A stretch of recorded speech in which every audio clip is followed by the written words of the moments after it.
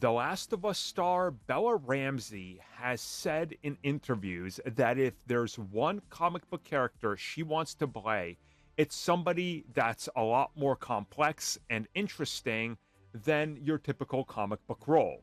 She said she would like to play the Joker for a DC Universe film.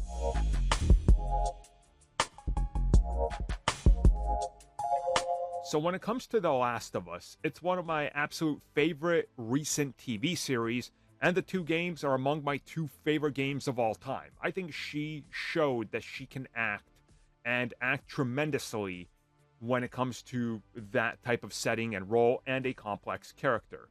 So recently, when Bella was asked about playing more complex characters like that, she said she really wants to play a villain, a straight up villain.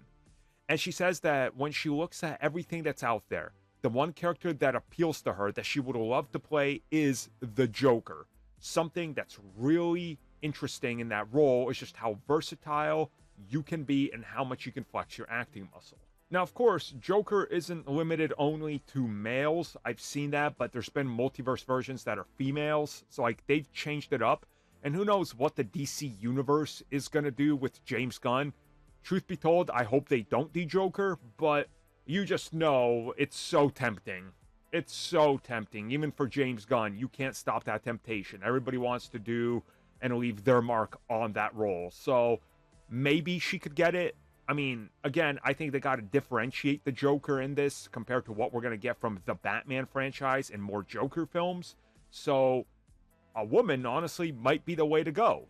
Especially if they're going to do more multiversal and weird stuff. I think James Gunn would be keen to do something else, so maybe a female Joker. Or some people have suggested she could play the girl Joker, but then to me that doesn't really make sense if she's so young and Batman's going to be like, you know, way later in his life and already has a son. The age discrepancy there is so off that this would have to be completely different. It would probably mean that Joker never faced Batman up until that instant, which could be interesting. You could play the whole Red Hood card, I guess, with Joker. Like, there's tons of things here. Whatever the case is, I'm honestly optimistic about James Gunn introducing the character and just going full, like, brutal, insane comic book. Just give us a clown. Give us an actual deadly clown. Have we ever actually gotten that outside of, like, maybe Jack Nicholson? And even that, even though I like all the interpretations we've gotten so far, I just want a crazy, menacing clown.